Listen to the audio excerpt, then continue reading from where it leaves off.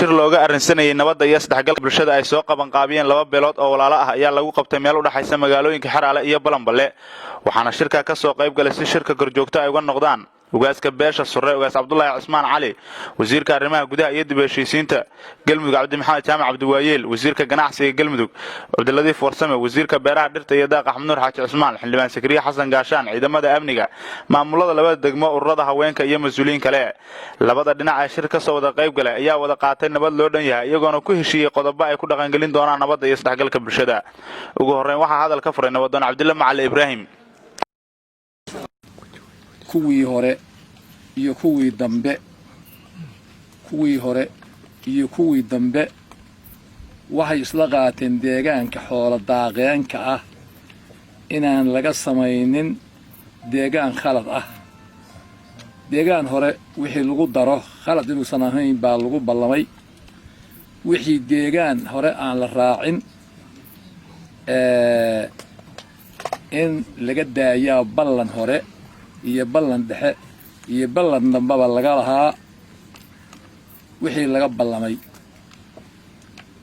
in la baabi'iyo oo aan si kale aanan maslaxa ku helaynin wax sinaan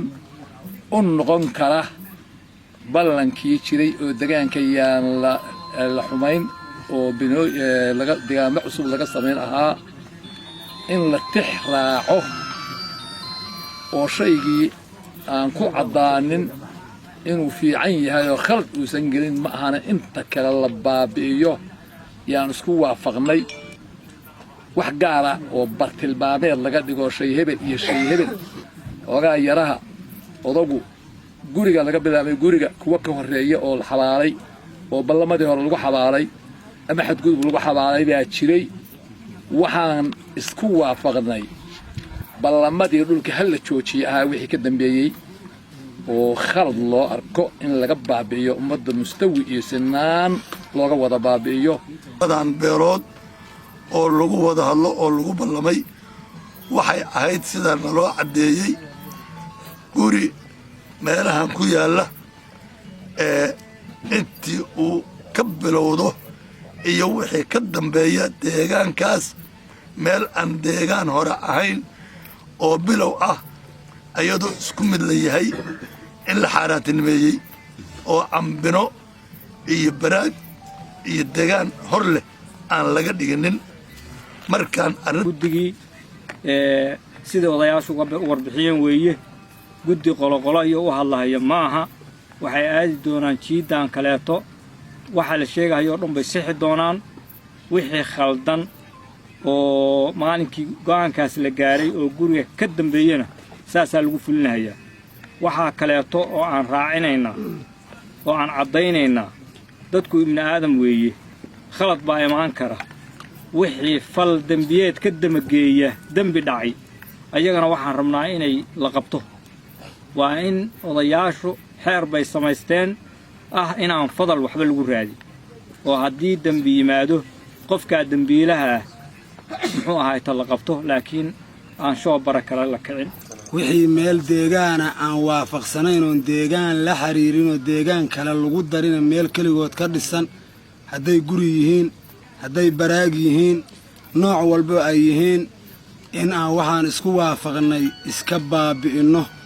oo aan si midnimo ah oo aan qabiil iyo qoloqolo midna aan lahayn inaan wax isaga qabanno amniga odayaasha nooc walboo la yahayba saasaan isku raacnay xoogaa waxaad mooddaa inay adarkaas aysan aad u iftiimin waxaan beegsanaynaa oo aan ku heshiinnay meel deegaan ah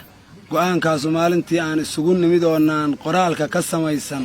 wixii ka dambeeyey meel deegaan ah wixii aan ahayn nooc walba ay yihiin in aan wax ka qabanno oo iska baabi'inno ayaan ku heshiin laakiin waxaan rabaa si gaara inaan ugu ammaanno dadka Xaraale iyo Balanballe iyo meesha la caabud waa dadka ka soo jeeda in ay maanta halbowlo u yihiin ama udub dhaxaad ay u yihiin nabadda Galmudug waxaa ii muuqatay runtii oo ama kulamadan ama kulankii maanta ama kulamada kale oo ka dhacaya ka muuqata dadka kanu inay u heelan yihiin boqolkiiba boqol in ay ka gudbeen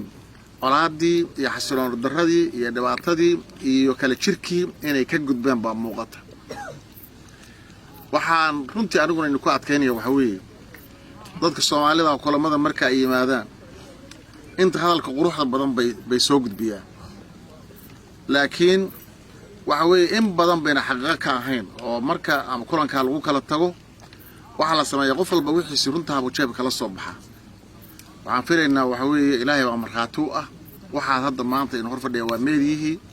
waxa aad gaarteen oo wanaaga waad ku caanamaasheen waa ogtiin haddeer in ka muuqata kalsoonidiina ka muuqata taariikhdiina ka muuqata ka duwanaanshaha galmudug inteeda kale bay ka muuqata waxaan ku adkaynaynaa waxa weeye arintaas waa maslaxadda galmudug waa maslaxadda Soomaaliyeed waa maslaxadda deegaanka aad ka soo jeedaan waa maslaxadda dadkiina waa diinteena waxa weeye dadkeena kala ilaalintiisii weeye dadkeena isku kalsoonidiisii weeye waxaan codsanaynaa waxa weeye waxaad halka ka soo jeediseen inaad ka dhabaysaan oo ina noqon wax halka ka shirka lagu qurxiyo aad noqotaan waxaad ka dhabaysaan waxaan codsanaynaa hay'adaha amnigu sida heshiiskaas u dhacay inaad u fulisaan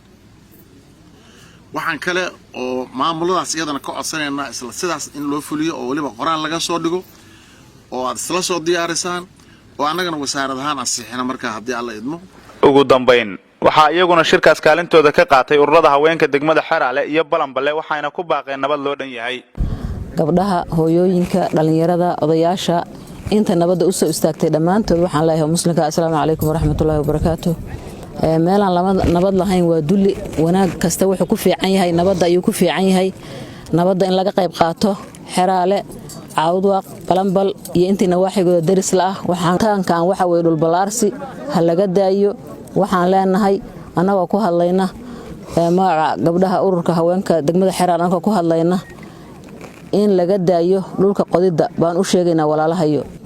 walaalayaal hal la daayo in ragow hal la daayo fidnada baraaga hal la joojiyo balida hal laga cabo ceesha hal laga cabo baraaga fidnay dhalisaa wanaagna ma keento xabadna wiil baa ku dhintay wiil kuma dhasho waxaan leenahay